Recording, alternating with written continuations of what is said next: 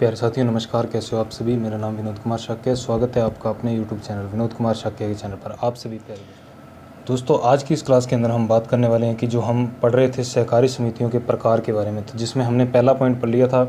साख सहकारी समितियाँ, जो मैंने बताया था आपको कि बहुत ही इंपॉर्टेंट भी है परीक्षा की दृष्टि से, आपके रीट के एग्ज़ाम की दृष्टि से। बाकी जो है अब आज की जो क्लास है हम उसमें पढ़ेंगे जो बाकी हमारे जो और प्रकार बचते हैं उनके बारे में। तो अब हम पढ़ते हैं उपभोक्ता सहकारी समितियों के बारे में। तो इस क्लास के अंदर अब हम बात करते हैं आगे उपभोक्ता सहकारी समितियाँ। तो देखो, उपभोक्ता सहकारी समिति क्या होती है, इसके बारे में अब मैं आपको डिटेल से बताऊंगा। सबसे पहला पॉइंट यहाँ पे कहता है, देखो ये कि राज्य के उपभोक्ताओं को उनकी ज़रूरतमंद चीज़ें कम से कम दामों पर उपलब्ध करवाने हेतु राज्य के विभिन्न क्षेत्रों में उपभोक्ता सहकारी समितियों की स्थापना की गई। उपभोक्ता का मतलब क्या होता है, जो वस्तुओं और सेवाओं का उपभोग करता है उसे हम क्या कहते हैं, उपभोक्ता। तो यहाँ क्या कहता है कि राज्य के उपभोक्ताओं को उनकी ज़रूरतमंद, यानी कि जो उनके लिए क्या है जीवन में ज़रूरी चीज़ें हैं, तो वो ज़रूरतमंद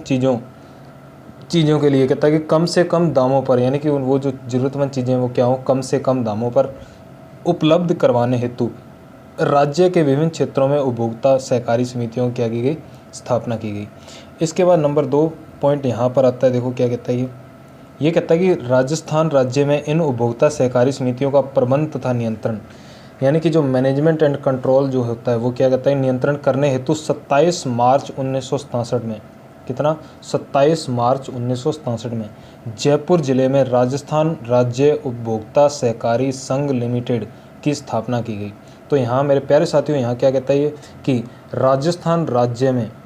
इन उपभोक्ता सहकारी समितियों का प्रबंध तथा नियंत्रण करने के लिए 27 मार्च 1967 में जयपुर जिले में राजस्थान राज्य उपभोक्ता सहकारी संघ लिमिटेड की क्या की गई, स्थापना की गई। तो इसके बाद देखो आगे क्या कहता है ये नंबर 3 पॉइंट। देखो अब यहाँ पर नंबर 3 पॉइंट में ये यहाँ पर कहता है कि राजस्थान में उपभोक्ताओं को उनकी ज़रूरतमंद चीज़ें कम से कम दामों में उपलब्ध करवाने हेतु राजस्थान सरकार द्वारा 31 अक्टूबर 2015 को राज्य के जयपुर जिले के, कौन से जिले के, जयपुर जिले के भंबोरी गांव में अन्नपूर्णा भंडार योजना का शुभारंभ किया गया। तो मेरे प्यारे साथियों, यहाँ क्या कहता है कि राजस्थान में उपभोक्ताओं को उनकी ज़रूरतमंद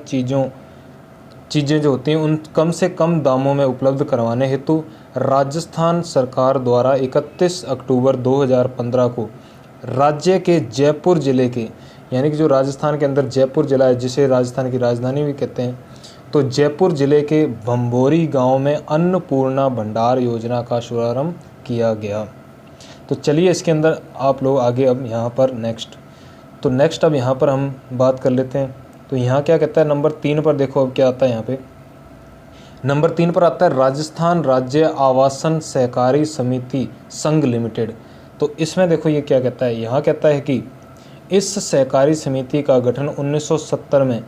जयपुर जिले में किया गया। कहाँ पर किया गया, जयपुर जिले में। कब किया गया, सन 1970 में। तो इस सहकारी समिति कौन सी, राजस्थान राज्य आवासन सहकारी समिति संघ लिमिटेड। तो इस सहकारी समिति का गठन 1970 में जयपुर जिले में किया गया।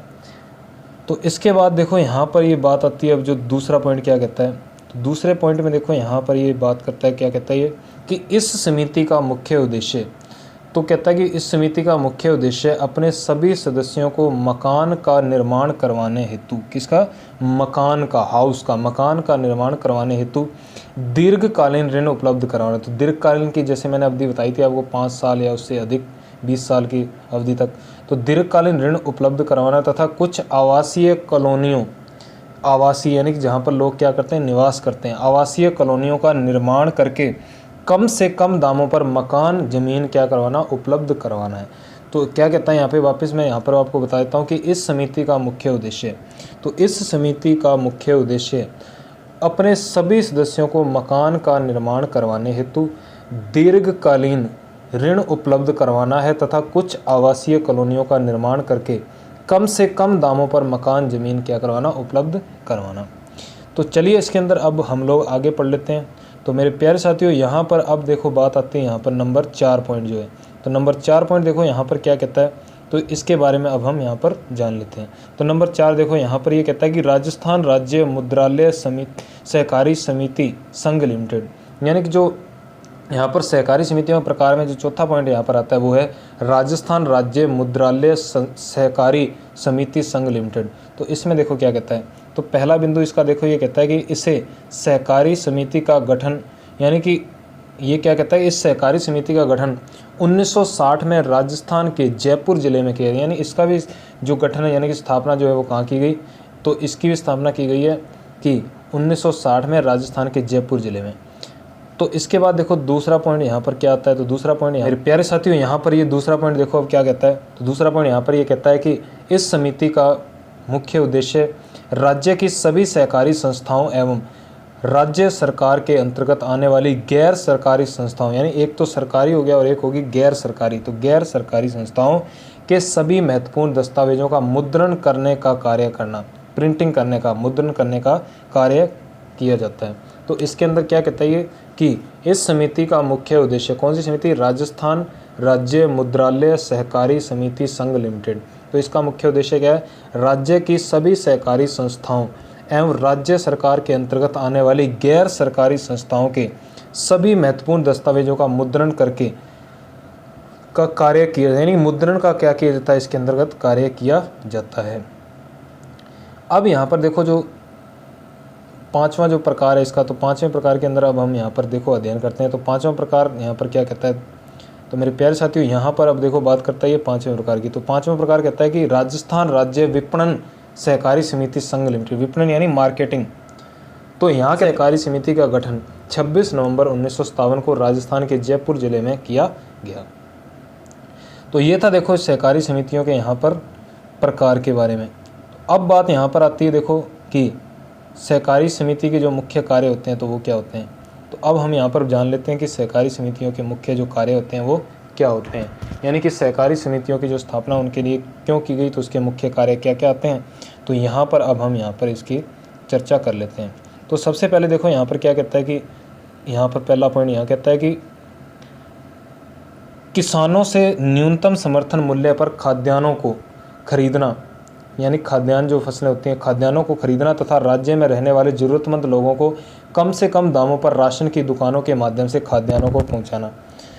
तो ये क्या कहता है कि किसानों से न्यूनतम समर्थन मूल्य पर, यानी कम से कम ऐसा मूल्य जो किसानों को भी क्या होता हो, उससे लाभ प्राप्त होता हो, यानी कि उनको भी अपनी फसल का उचित मूल्य प्राप्त होता हो। तो न्यूनतम समर्थन मूल्य पर खाद्यान्नों को, यानी खाद्य जो वस्तुएं होती हैं तो उनको खरीदना तथा राज्य में रहने वाले जितने भी राज्य हैं, हमारे राजस्थान के अंदर रहने वाले जितने भी ज़रूरतमंद लोग हैं,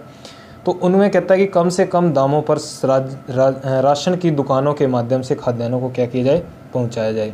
इसके बाद यहाँ पर बात आती है देखो कि दूसरा कहता है कि सहकारी पशु आहार फैक्ट्रियों के माध्यम से पशु आहार का उत्पादन करना एवं उनका विपणन करना। तो सरकारी पशु आहार जो फैक्ट्री हैं उनके माध्यम से क्या करना, पशु आहार का उत्पादन, यानी पशुओं के लिए क्या बनाना, खड़ वगैरह, पशु आहार वगैरह क्या करना, उसका उत्पादन करना और उनका क्या करना, विपणन, यानी कि उनकी मार्केटिंग करना। इसके बाद देखो अंतिम जो बिंदु यहाँ पर आता है तो वो क्या होता है देखो, तो अंतिम बिंदु की यहाँ पर अब हम बात कर लेते हैं। तो अंतिम बिंदु यहाँ पर कहता है कि राज्य में रहने वाले किसानों को कम से कम दामों पर खाद, बीज एवं कीटनाशक दवाइयों का विपणन करना। तो राज्य में रहने वाले किसानों को, यानी जितने भी, यानी कि राज्य के अंदर किसान रहते हैं तो उन किसानों को कम से कम दामों पर, यानी कम से कम क्या प्राइस पर, रेट पर खाद हो गया, बीज एवं कीटनाशक दवाइयाँ, बीज यानी कि जो अपने क्या है फसल वगैरह उगाने के लिए जो भी चीज़ें काम में ली जाती है बीज वो, और कीटनाशक दवाइयाँ, यानी कि अगर कोई फसल में क्या होता है कोई कीड़े मकोड़े लग जाते हैं तो उसमें जब क्या होता है छिड़काव करने के लिए हमें किसकी आवश्यकता पड़ती है, कीटनाशक दवाइयों की। तो उनका क्या करना, विपणन, विपणन का मतलब मार्केटिंग, सेल परचेज, विक्रय विक्रय करना। तो ये भी क्या होता है इन समितियों के प्रमुख कार्य माने जाते हैं। तो उम्मीद करता हूँ यहाँ पर ये जो आज की जो क्लास है वो आपको यहाँ पर अच्छे से समझ में आई होगी। तो ये जो इस क्लास के अंदर देखो आज की क्लास के माध्यम से मैंने आपको पूरा ये डिटेल से क्या हो गया, हमारा जो सहकारी समितियों का जो यहाँ पर चैप्टर चल रहा था, यानी कि हमारा जो रीट लेवल सेकंड SST में एक टॉपिक था बीमा एवं बैंकिंग, जिसका एक छोटा सा टॉपिक था सहकारिता। तो सहकारिता के बारे में यानी कि पिछली मैंने सभी कक्षाओं के द्वारा और आज की इस कक्षा के द्वारा यहाँ पर